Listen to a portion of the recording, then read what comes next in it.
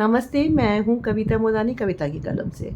मैं आज आपसे एक बात पर चर्चा करना चाहती हूँ या आपसे पूछना चाहती हूँ कि जो रीति-रिवाज मानता है, वही संस्कारी होता है? क्या घर में यदि कोई रीति-रिवाज नहीं मानता तो वह संस्कारी नहीं होता? ऐसा किसने कहा?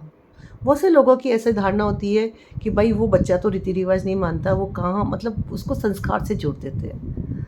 संस्कार और रीति-रिवाज और पाप और पुण्य ये बहुत सब अलग-अलग चीज़ें हैं। यदि मैं रीति-रिवाज को फ़ॉलो अप नहीं करी तो मैं पाप की भागीन हो गई। यदि मैंने मेरा धर्म फ़ॉलो नहीं किया तो मैं पाप की भागीन हो गई। ऐसा किसी पुस्तक में नहीं लिखा, ऐसा कहीं भी नहीं लिखा है। जो धार्मिक लोग होते हैं और यदि वो बोलते हैं कि आपने भगवान शिव के ऊपर पानी नहीं चढ़ाया तो आप पापी हो गई, ऐसा कहाँ लिखा है? अब मित्रों, मेरे ख़्याल से जो रीति-रिवाज है वो घर की बनाई हुई व्यवस्था है। हर इंसान के परिवार के अंदर, हर समाज के अंदर एक व्यवस्था होती है और उस व्यवस्था के अंदर इंसान रहता है। तो शायद पुराने ज़माने में वो व्यवस्था उस समय उसकी ज़रूरत थी, वो व्यवस्थाओं की बहुत ज़रूरत थी। लेकिन आज टेक ज़माना आ गया, आज के बच्चे हर चीज़ में लॉजिक ढूँढते हैं। यदि हम उनको बोलते हैं कि ऐसा मतलब आपको संडे को बाल नहीं धोने, तो वो पूछेंगे क्यों नहीं धोने? क्योंकि मेरा फ्रेंड तो संडे को बाल धोता है, उसको कुछ नहीं होता और मैं यदि संडे को बाल धो लेता हूँ, तो मुझे कहाँ से पाप लगेगा?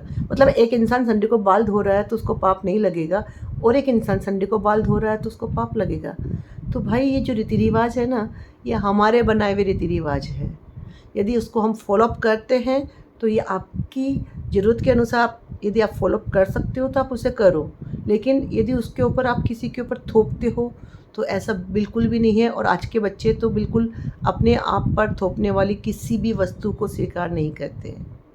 वो थे कि एक इंसान उनको लगता था कि नहीं कहा यदि मतलब एक है कि किताबों में लिख दिया कि कहानी जो कहता है उसको कहानी को कहते समय हुकारा भरना चाहिए, तो कहानी सुन उसको फल मिलता है। अब कहानी कहने वाले को और हुकारा भरने वाले को फल मिलता है, मुझे नहीं समझ में आता है। फल मिलता है आपके अच्छे कर्मों से। यदि आपने अच्छे कर्म किया है, आपने सत्कर्म किया है, तो कोई भी किताब, कोई भी कहानी आपको अच्छा फल देने से नहीं रोक सकती। आप एक तरफ से धार्मिक बन जाते हो, दूसरी तरफ से आप लोगों को उस दुहाई दे के यातना करते हो, तो आप कहाँ के धार्मिक हुए? कहाँ के आप रीति-रिवाज को मानने वाले हुए? तो मेरा ऐसा मतलब मानना है कि आप रीति-रिवाज को अंधविश्वास से मत जोड़िए। वो पुरानी व्यवस्था थी, उस समय ज़रूरत थी।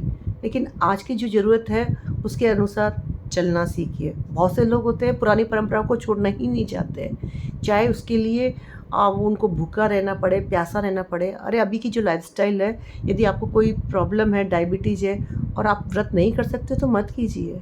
भगवान ने कभी भी नहीं बोला है कि अपनी काया को कष्ट देके मुझे सुखी करो। भगवान ने यही कहा है कि इंसान को इंसान समझो, उसके अच्छे और उसके बुरे कार्य में बुरे वक़्त में आप उतनी काम आ जाते हो, तो इससे बड़ी सेवा क्या हो सकती है। तो इंसान को इंसान समझो, तो ये सबसे बड़ा धर्म है। मंदिर जाने से और भगवान के सामने हाथ जोड़ने से आप धार्मिक नहीं बन जाते, आप संस्कारी नहीं बन जाते।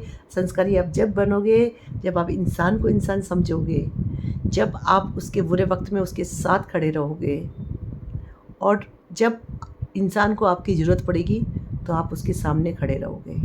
आप अपने कारण किसी का अहित नहीं करोगे, यही सबसे बड़ा धर्म है। और मुझे लगता है कि शायद आप भी इस बात से सहमत होंगे कि यही सबसे बड़ा धर्म है।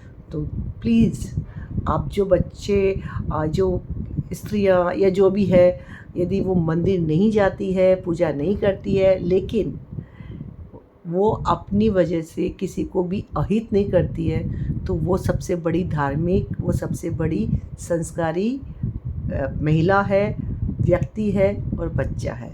Thank you.